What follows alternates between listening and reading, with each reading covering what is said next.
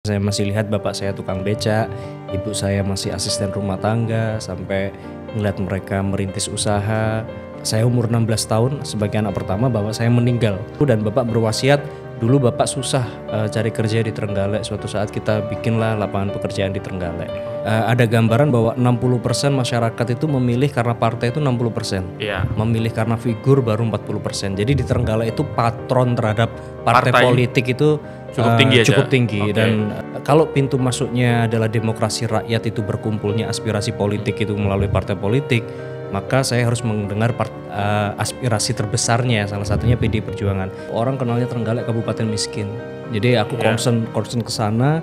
Platformnya 3 sedekah. Jadi 1 sedekah informasi, 2 sedekah partisipasi, 3 sedekah rezeki. Jadi kan data kemiskinan kan banyak yang rancu. Jadi tolong sedekah informasi semuanya biar datanya update terus. Kedua, harus sedekah partisipasi karena namanya mengatasi kemiskinan kita butuh gotong royong semua pihak. Kemudian inovatif financingnya kita kerjasama dengan Basnas, kita sedekah rezeki.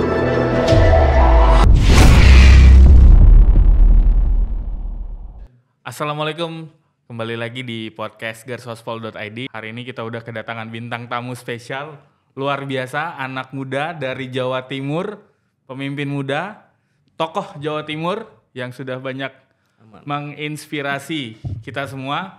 Sudah bersama saya Cak Ipin. Tepuk tangan dong. Narsis banget ya aku tepuk tangan sendiri. Gak apa-apa Cak. Biar lebih rileks Cak. Ini mungkin banyak teman-teman yang belum kenal Cak, mungkin bisa diperkenalkan nama aslinya Cak. Soalnya kalau wong Jawa Timur tuh ngerti sampean Cak Ipin. Iya, Muhammad Nur Arifin nama lengkapnya. Nama lengkapnya Muhammad Nur Arifin. Dipanggil Ipin. Ya, Ipin itu singkatan dari Ini Pemuda Indonesia. Mantap. Luar biasa. Monggo Cak diminum sambil ngopi Cak hari ini. Gimana kabarnya? Sehat? Saya yang nanya harusnya Cak. Apa kabar Cak? Sehat. Alhamdulillah luar biasa. Kayaknya sibuk banget ini, bulan-bulan penuh dengan kesibukan kayaknya nih Cak Ipin ini Cak. Ya kalau sibuknya dalam rangka karena RPJMD-nya harus dituntaskan. Harus dituntaskan di 2024. Ya, kerja. Jadi kita ngejar-ngejar target di daerah lah. Jadi Cak Ipin ini Bupati Kabupaten Trenggalek, salah satu kabupaten kota yang ada satu kabupaten yang ada di Jawa Timur. Cak ini ngomong-ngomong soal Trenggalek. Cak Ipin kan asli wong Trenggalek Cak. Nah, boleh diceritakan nggak sih Cak dulu sebagai anak muda, Cak Ipin kan dikenal sebagai salah satu pengusaha sukses. Alhamdulillah, tokoh muda dari Kabupaten Trenggalek. Kenapa sih Cak memutuskan akhirnya terjun ke dunia politik Cak? Ya jadi nggak ada kepikiran ataupun cita-cita ke sana sebenarnya, karena saya dulu lahir ngelihat strugglingnya bapak sama ibu. Jadi yang asli Trenggalek, kelahiran Trenggalek itu bapak asli Trenggalek, ibu asli Trenggalek, kelahiran Trenggalek. Kemudian mereka hijrah karena mencari pekerjaan di Trenggalek itu susah, akhirnya ke Surabaya. Jadi saya lahir di Surabaya. Waktu itu lahir saya masih lihat bapak saya tukang beca, ibu saya masih asisten rumah tangga, sampai ngeliat mereka merintis usaha. Jadi sales alat-alat rumah tangga, sampai kemudian punya toko sendiri. Terus 16 tahun saya umur 16 tahun sebagai anak pertama bapak saya meninggal. Dari situ akhirnya kemudian punya panggilan untuk nerusin usaha keluarga.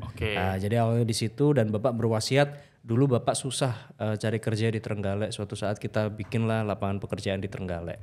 Jadi akhirnya saya pulang, set up beberapa usaha bersama keluarga, bikin lapangan pekerjaan di Trenggalek, dan ya udah terus banyak yang support untuk maju pilkada. Ya bismillah, ibu ngizinin, ya udah dijalanin. Jadi buat informasi teman-teman, Cak Ipin ini sempat mendapatkan rekor muri ya Cak? Ya waktu itu kepala daerah termuda karena dilantik usia 25 tahun 10 bulan. Ini prestasi yang luar biasa, jarang nih anak muda usia 25 tahun udah memimpin gitu. Nah balik lagi Cak ke pertanyaan soal politik kan.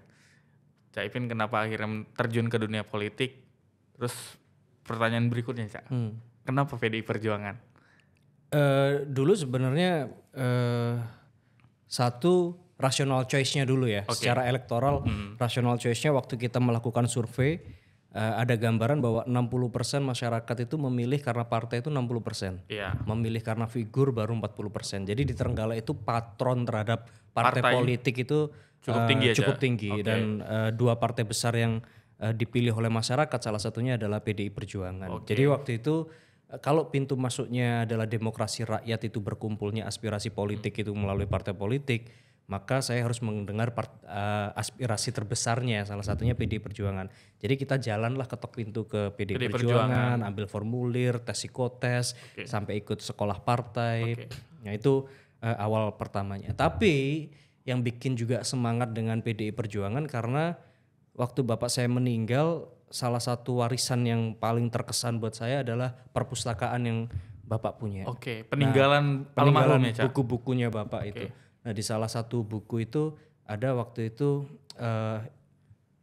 indoktrinasi mengemban amanat penderitaan rakyat. Ampera itu buku Ampera yang tebel itu buku dahsyat tuh Cak. Ya, jadi buku dahsyat dan buku langka hari ini Cak. Pidato-pidatonya Bung Karno termasuk halaman pertama kan pidato 1 Juni tentang sidang BPUPKI itu tentang lahirnya Pancasila. Jadi itu bacaan awal yang kemudian membuat saya memiliki kecintaan terhadap Bung Karno sebelum akhirnya masuk di rumah besar partai politik yang terafiliasi dengan sosok Bung Karno itu sendiri, yaitu PDI Perjuangan. Menarik, artinya memang Caimin memilih partai tidak sembarangan. Artinya saya melihat Caimin punya basis yang rasional dan ideologis ya. Karena memang tadi Caimin cerita soal ada data, kemudian juga ketika Caimin bercerita soal peninggalan almarhum, ada peninggalan ideologis dari Bung Besar Bung Karno. Kita kan udah ngulik-ngulik, kita juga mengikuti perkembangan berita politik hari ini khususnya di Jawa Timur.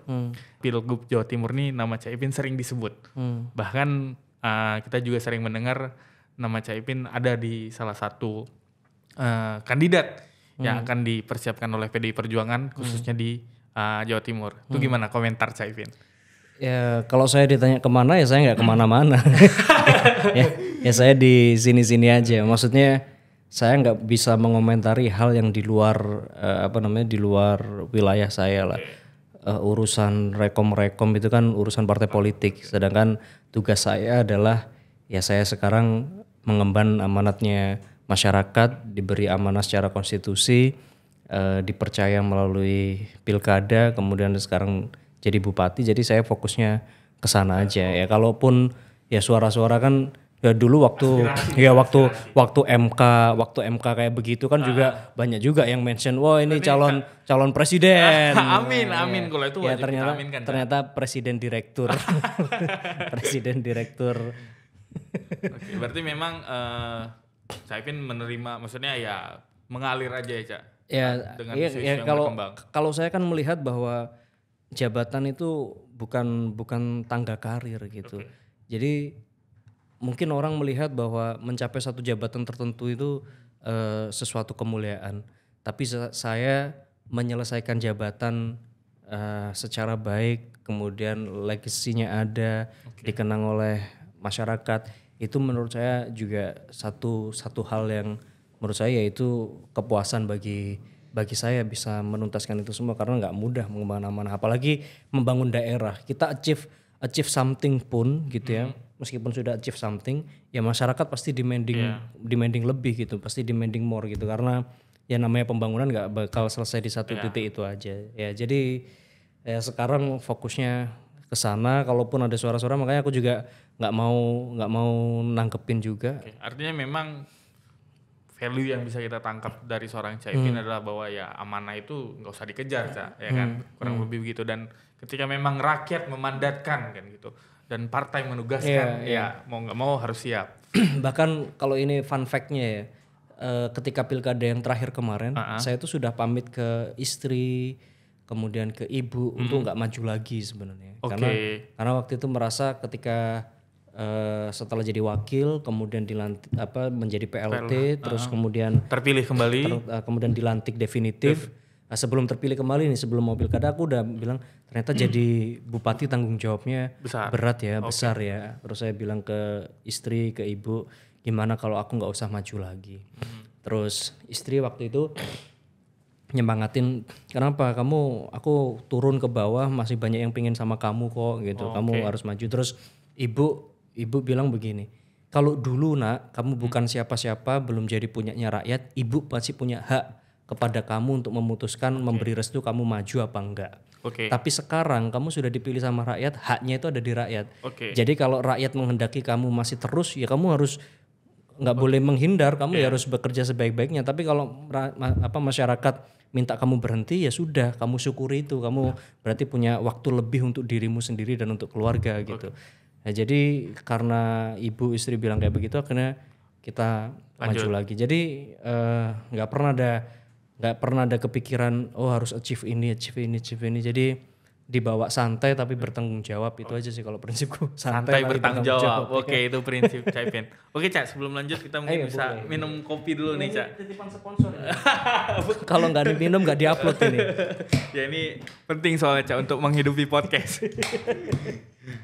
Ini bisa didapetin di mana nih? Ini bisa didapetin kok Cak Ipin dulu lah yang mempromosikan ini. Ini bisa didapetin di diskusi kopi, ada diskusi kopi. Jalan Bangka dan Jalan Kawi. Oke. Cak, ini Jalan Bangka. Cak Ipin kan sebagai putra asli Jawa Timur lah, katakan seperti itu. Tadi juga saya katanya sudah ngopi cuman dituang doang ya. Bismillahirrahmanirrahim. Oke. Repot. Ini seru nih soalnya kalau ngomong sama Cak Ipin kita harus banyak ngulik sebenarnya. Tadi Cak Ipin udah cerita soal ini bicara soal mandat rakyat. Artinya ketika rakyat yang sudah meminta kita nggak bisa nolak. Nah ini balik lagi ke bahasan Pilgub Jawa Timur yang lagi hangat Cak. Seandainya ini kita bicara seandainya Cak. Ternyata dari DPP PDI Perjuangan dan juga DPD PDI Perjuangan Jawa Timur, khususnya Ibu Megawati katakanlah sebagai ketua umum, ternyata memberikan mandat kepada Cak Ipin untuk bertarung di Pilgub Jatim. Kira-kira Cak Ipin siap nggak untuk itu Cak? Ya saya nggak mau berandai-andai. Ya karena rasionalnya kan begini. Biasanya kan orang memberikan rekomendasi itu kan melihat satu secara elektoral bagaimana dipotret melalui survei dan segala macem. Nah saya pun selama ini juga berputarnya cuma di Trenggalek aja. Ya kalaupun main gitu ya karena orang tua di Surabaya, ya saya transit seringnya di Surabaya sebelum ke Jakarta, ya cuman main di Surabaya, ketemu teman-teman main bola. Apa kan cuman gitu aja. Jadi dari situ aja kalau dipotret juga ya saya nggak mau berandai-andai. Jadi kalaupun ada keputusan sampai kemudian keluar nama saya, itu mungkin ya sudah keputusan keputusan yang nggak normal lah menurut saya. Itu pasti ada situasi yang nggak biasa untuk itu. Jadi kalau saya tetap fokus di Kabupaten Trenggalek lah, saya nggak mau berandai-andai. Tapi by the way Cak, ngomongin soal kabupaten, balik lagi Cak, ngomongin soal Kabupaten Trenggalek, nih Cak Ipin kurang lebih sudah 7-8 tahun ya Cak, memimpin Kabupaten Trenggalek. Boleh dong Cak sedikit diceritakan apa sih tantangan terbesar memimpin Kabupaten Trenggalek Cak? Ya aku ceritain milestone sama beberapa pencapaian sama mungkin hoping yang mau kita capai ya. Satu milestone-nya pertama, begitu masuk orang kenalnya Trenggalek kabupaten miskin. Jadi aku concern ke sana. Kita punya namanya Gerakan Tengok Bawah. Gerakan Tengok Bawah masalah kemiskinan. Jadi platformnya 3 sedekah. Jadi 1 sedekah informasi, 2 sedekah partisipasi, 3 sedekah rezeki. Jadi kan data kemiskinan kan banyak yang rancu. Jadi tolong sedekah informasi semuanya biar datanya update terus. Kedua harus sedekah partisipasi karena namanya mengatasi kemiskinan kita butuh gotong royong semua pihak. Kemudian inovatif financingnya kita kerjasama dengan Basnas, kita sedekah rezeki. Dulu setahun Basnas cuma bisa ngumpulin sekitar 100-an juta, sekarang sudah 6-8 miliar. Dan itu kerjasama dengan Pemkab Trenggalek. Iya, dan itu kita gunain buat penanggulangan sekaligus juga pengentasan kemiskinan. Udah setelah itu kita berusaha ningkatin taraf ekonomi masyarakat. Kita punya program kayak 5.000 pengusaha baru di setiap tahunnya. Terus kita lihat angka investasi kita biasanya cuma 200 miliar per tahun. Sekarang kita bisa achieve 550. Stunting kita turun dari 32%, sekarang tinggal 11%. Bahkan di bulan timbang yang terbaru kita sudah 6%. Kemiskinan ekstrim dari 39 kota kabupaten se-Jawa Timur 9 diantaranya 0% itu salah satunya Trenggalek. Oh. Jadi rilis TNP 2K yang terbaru kemiskinan ekstrim di Trenggalek sudah 0%. Okay. Nah sekarang yang kita pengen adalah gimana caranya pembangunan ke depan ini pembangunan yang antara ekonomi dan ekologi bisa hand in hand. Yeah. Jadi jangan kemudian pembangunan ekonomi mengorbankan ekologi. Jadi sekarang PR-nya adalah kita ingin membuktikan gimana lingkungan itu nggak harus dieksploitasi dan eksplorasi untuk kemudian mendapatkan berkah ekonomi, tapi cukup dimonetisasi keindahannya lewat pariwisata, lewat mungkin sekarang perdagangan karbon dan segala macam. Jadi emas biru dan emas hijau. Nah itu yang sekarang sedang kita upayakan, basisnya adalah knowledge, basisnya adalah inovasi dari sumber daya manusianya. Jadi itu yang jadi PR sekarang. Oke, kalau ngomongin soal pemimpin kekinian itu kayak gini teman-teman. Pemimpin kekinian itu ya basis pengetahuannya ada ideologinya, ada ekonominya, ada ekologinya. Karena memang kita nggak bisa pungkiri Cak, hari ini memang isu lingkungan, isu ekologi itu kadang-kadang sedikit berseberangan Cak dengan isu ekonomi. Saya tertarik dengan tadi Cak Ipin bahas soal bagaimana pengelolaan ekonomi tanpa merusak ekologi. Sebenarnya Cak, apa sih yang ingin dicapai dalam kurun waktu ya? Mungkin sekitar 3-5 tahun ke depan untuk Trenggalek sih Cak. Target dari Cak Ipin sendiri. Ya kalau kita set up sampai ke 2045, kita sih ngomongnya misinya kita towards net zero carbon by 2045. Karena gini, saya percaya setiap anak muda, setiap generasi itu punya garis perjuangannya masing-masing. Dulu era revolusi kita cita-citanya kemerdekaan. Setelah kemerdekaan kita raih, orde lama itu mencita-citakan kestabilan. Karena zaman Bung Karno dihajar geopolitik dari luar, dihajar friksi politik dari dalam. Maka ekonomi kemudian belum stabil juga. Maka kestabilan itu menghantarkan kita kepada era orde baru. Akhirnya di take over oleh Soeharto dengan segala macam sejarah yang sampai sekarang kita masih menanyakan itu. Ya, kestabilan itu ternyata kebelabasan. Sampai akhirnya mengarah kepada satu autokrasi yang kemudian pembungkaman atau pengekangan kebebasan. Nah maka kemudian cita-cita kebebasan itu muncul. Jadi setelah cita-cita kemerdekaan, cita-cita kestabilan, kemudian muncullah cita-cita terkait dengan keterbukaan. Maka akhirnya muncul gerakan reformasi. Nah setelah keterbukaan ini tercapai, kita mencita-citakan kemajuan. Tetapi kemajuan yang kita rasakan sekarang ternyata kok masih ada ketimpangan ya. Kok cuma growth tapi katanya ada trickle down effect dari pembangunan tapi kok ternyata nggak merata ya. Nah sekarang orang mencita-citakan pembangunan yang lebih inklusif dan segala macam, artinya keberlanjutan. Nah termasuk itu juga amanah undang-undang melindungi segenap bangsa dan seluruh tumpah darah. Jadi kalau kita ekonomi yang berbasis ekologi, artinya growth sekarang juga merata, tapi juga kemudian potensinya sampai akan datang pun masih ada. Nah jadi saya punya keyakinan bahwa kalau dulu Bung Karno itu memperjuangkan kemerdekaan, nah kalau kita sekarang mungkin Bung Karno yang baru ini ya memperjuangkan keberlanjutan. Keberlanjutan bangsa ini secara ekonomi, ekologi dan sumber daya manusia yang lebih wise dan lebih kreatif gitu. Artinya manusia Indonesia ini memang harus untuk Indonesia ya Cak? Tadi Cak Ipin udah sedikit mention soal Bung Karno, bahkan banyak ya Cak, artinya banyak mengutip Bung Karno. Dan kita juga pantau di sosial media Cak Ipin gitu. Dari segi fashion nih, sebagai anak muda kan juga Cak Ipin tidak boleh melepaskan cara berpakaian Cak. Dan banyak juga yang kita lihat berkomentar bahwa Cak Ipin nih bajunya mirip-mirip Pak Karno dulu nih. Kira-kira apa sih Cak inspirasi soal cara berpakaian Cak Ipin itu Cak? Nggak ada, tapi sebenarnya orang Jawa itu suka dengan simbol. Setahu saya Bung Karno itu pakai peci tingginya 11. Nah, 11 itu kalau wong Jawa ngomongnya 11 itu kawelasan. Jadi kita hidup berjalan apalagi pegang jabatan, semoga welas asihnya Tuhan itu beserta kita sehingga kita kalau mau salah diingatkan, kita diselamatkan di setiap jalannya gitu. Jadi itu aja sebagai apa namanya?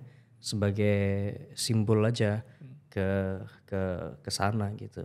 Ya kalaupun ada yang selalu bilang pecinya miring ya kan Bung Karno kan. Berarti belum kenal Cak Ipin kalau itu. Kalau dulu memang berpecinya orang-orang dulu itu ada ada maksud pendirian politik ya. Ada yang ke kanan, ada yang ke kiri ya. Ada yang ke kanan ya. Tapi kalau aku mengibaratkan kenapa aku taruhnya di sini, karena yang di sebelah kanan itu biar ada ruang untuk menghormat, untuk menghormat itu aja sih. Jadi bukan lebih ke terminologi kanan dan kiri karena nanti ini kaum agama bilang yang selamat golongan kanan ya. Tapi nanti mengutip sepenggal katanya kalau Bung Karno ini kiri gitu karena saya tidak mau punya anak yang tidak kiri gitu. Nah, nanti kirinya diartikan yang lain-lain padahal itu kan posisi duduk di parlemen zaman revolusi Prancis dulu bahwa orang-orang kiri itu orang-orang yang progresif menentang kebijakan pemerintah yang zolim kan begitu sebenarnya. Nah, oke. Tadi udah bahas soal fashion nih, bahas fashion, bahas tapi aku juga Korea juga. Aduh, ya. Artinya ini semuanya paket lengkap gitu. Kalau cari pemimpin muda itu kayak gini gitu loh, semuanya ada. Daripada disama-samain sama Bung Karno tak taruh sini aja. Tapi nggak apa-apa Cak, cita-cita besar itu harus dipelihara Cak. Kita kehilangan sosok-sosok Bung Karno muda Cak hari ini. Enggak lah ya, komparasinya terlalu jauh lah. Bung Karno itu bahkan didekati pun juga kita jauh lah ya. Tapi kalau mengilhami pemikirannya tetap harus kita rawat. Saya sih percaya bahwa perjuangan orang per orang itu nanti jadi meaningless gitu ya. Tapi kalau kita ketemu sama yang sefrekuensi kayak begini ya kita berbanyak ini lebih ngeri dari Bung Karno bisa jadi. Bisa gitu. jadi karena tapi kalau kita orang per orang ya nggak jadi apa-apa. Makanya kesamaan kolektif perlu Cak. Nah sekarang ngomongin soal hobi nih Cak. Tadi udah bahas fashion juga. Cak Ipin nih kan saya juga kulik-kulik Cak, hobi bermusik juga. Hobi bermusik dan kabarnya juga punya grup band. Namanya Marshmello. Coba boleh dong Cak di spill sedikit tuh kenapa sih Cak bisa buat band itu gitu? Kenapa sih?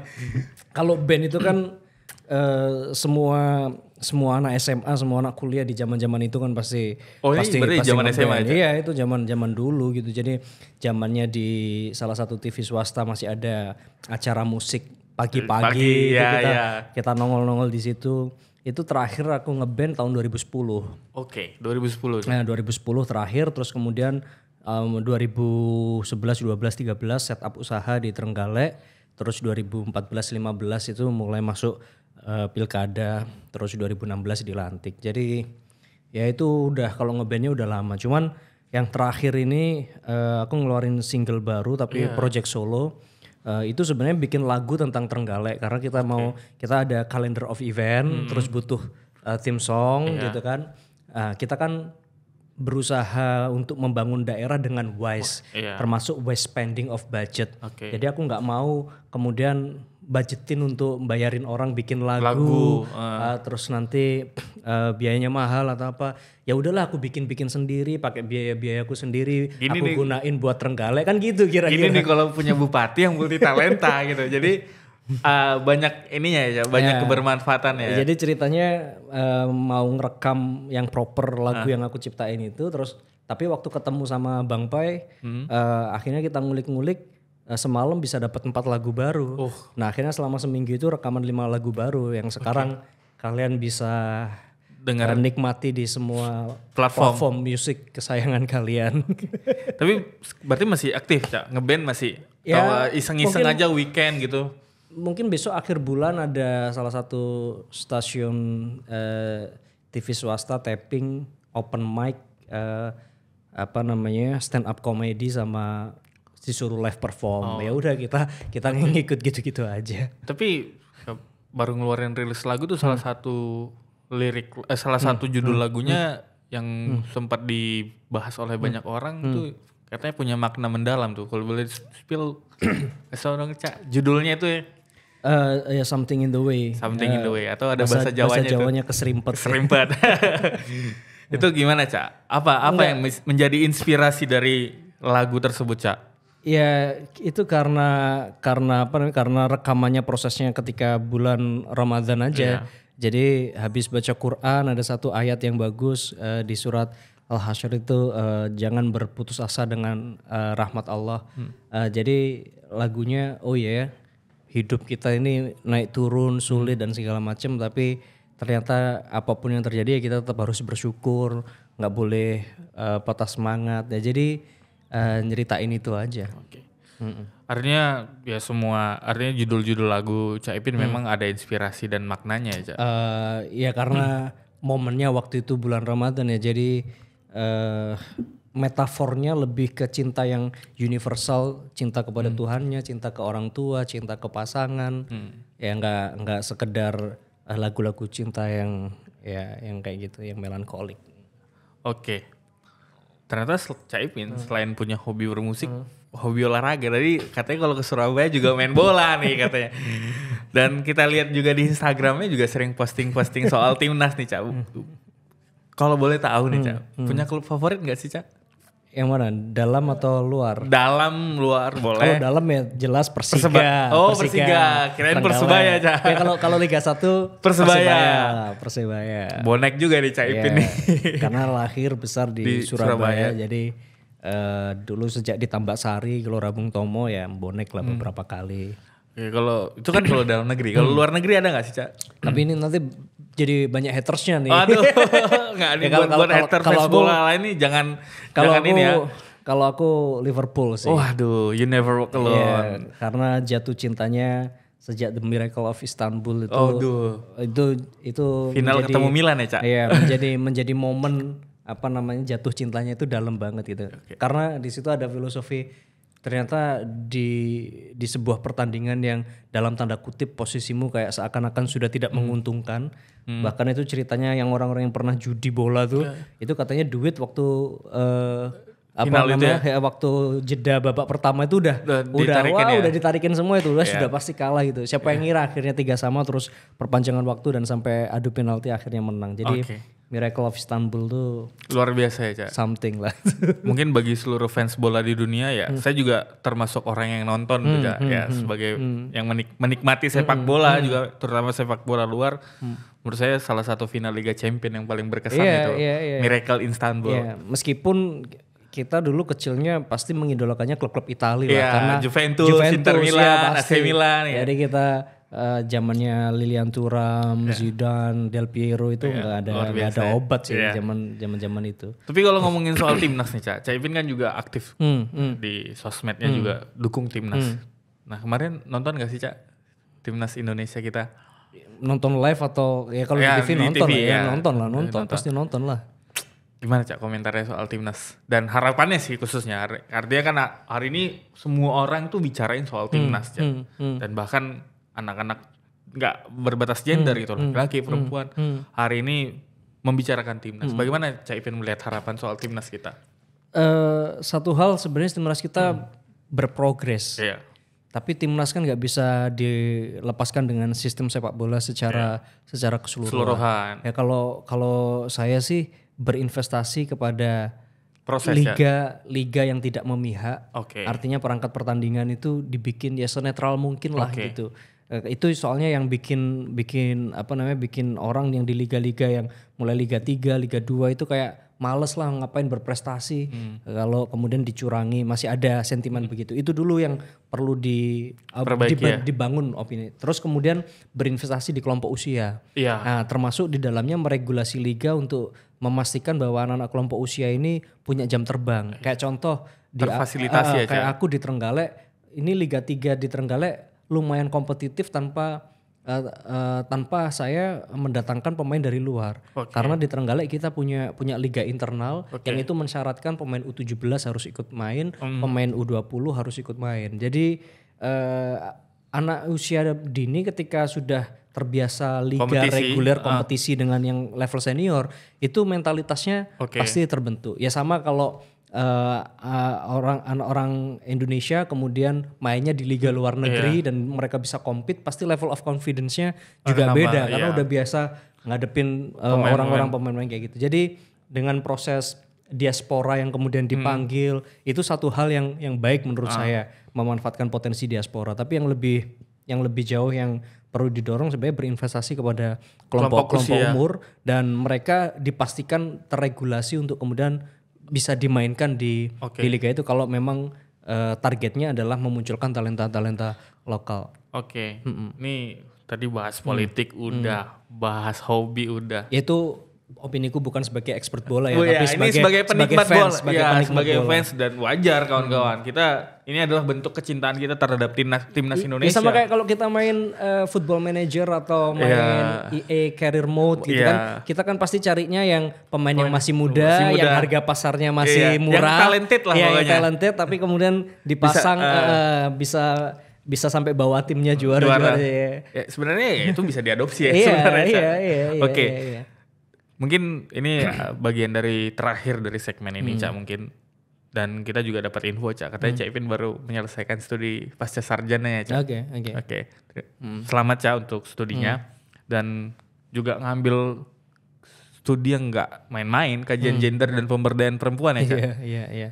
Kenapa, Cak, ngambil kajian itu? Itu kan termasuk salah satu, sebenarnya bukan yang populer ya untuk kita di Indonesia hari ini. Mungkin ada beberapa kampus yang udah mulai buka studi tersebut. Tapi kenapa ngambil itu, Cak? Kalau alasan pragmatisnya alasan pragmatisnya adalah ketika kita berinvestasi kepada perempuan, maka multiplier effect ke sektor yang lain itu kayak pendidikan, kesehatan, itu bisa terleverage dengan cepat. Karena ketika perempuan katakanlah setara dalam hal kesempatan dalam hal bekerja, kemudian mendapatkan penghasilan. Survei membuktikan, research membuktikan perempuan itu kalau punya duit 90% diinvestasikan kembali ke urusan rumah tangga. Kalau laki-laki yang dibawa ke rumah cuma 35%. Sisanya jawab sendiri. Jadi 90% itulah yang kemudian oleh ibu-ibu itu digunakan untuk pendidikan anaknya, untuk meningkatkan standar hidup di rumahnya, termasuk gizi. Kan ibu yang mikir besok masak apa dan sebagainya. Ya ada bapak yang belanja apa, tapi biasanya keputusan domestik dalam tanda kutip ibu lebih mendominasi gitu. Jadi saya berpikirnya dengan anggaran yang terbatas, gimana caranya di Trenggalek kita bisa efektif untuk melakukan perubahan sosial, salah satunya lewat pemberdayaan perempuan itu. Artinya memang Cak Ipin sekolah bukan hanya sebatas memenuhi CV dan riwayat hidup kawan-kawan. Ini memang untuk dikembalikan lagi ilmunya untuk masyarakat dan untuk rakyat di sekitarnya gitu. Dan ada panggilan ideologisnya juga. Karena dulu Bung Karno di Jogja sekitar tahun 50-an bikin kursus wanita. Iya betul, Cak. Betul. Ini kalau ngomongin soal Bung Karno kita gak siap-siap nih, Cak. Apalagi kalau udah bahas soal Sarinah gitu. Harusnya tadi baca bukunya dulu ya. Kalau kita baca bukunya Sarinah ini mungkin ngomongin soal perempuan Indonesia kita gak akan siap podcast 1 jam sama Cak Ipin. Oke, Cak, terakhir mungkin ini. Pesan sebagai inspirator anak muda, mungkin Cak Ipin boleh kasih pesan-pesan untuk anak-anak muda Indonesia yang hari ini sedang kalau katanya banyak galaunya, Cak. Gen Z kita ini banyak galaunya, Cak. Mungkin pesan-pesan untuk anak-anak muda Indonesia, Cak. Enggak lah, saya bukan orang yang layak memberikan pesan ke teman-teman sekalian lah. Tapi kalau kalian melihat sekeliling dan nggak menemukan inspirasi manapun yang bisa kalian jadikan pedoman ya jadilah inspirasi itu sendiri. Gitu aja. Dan jangan sia-siain kesempatan karena kamu merasa aku masih muda, nggak ada yang tahu. Bapak saya dulu meninggal usia 41 tahun. Artinya kalau saya sekarang 34 ya bisa jadi saya 6 tahun 7 tahun lagi udah nggak ada, ya orang nggak bisa ngomong bahwa saya muda. Muda atau enggak itu relatif ya, karena umur nggak ada yang tahu gitu. Jadi ya udah, jangan pernah berputus asa kalau di Indonesia masih banyak kurang-kurangnya. Bersyukurlah karena di situ tempat kita untuk memperbaiki kekurangan itu. Luar biasa. Terima kasih nih. Thank you. Cak Ipin sudah jauh-jauh. Cheers dulu deh. Sebagai penutup nih, Cak. Sebagai penutup diskusi. Oke, terima kasih kawan-kawan Garsospol. Sampai bertemu di podcast Garsospol yang lainnya. Salam. Terlalu menikmati kopinya enak, Bos.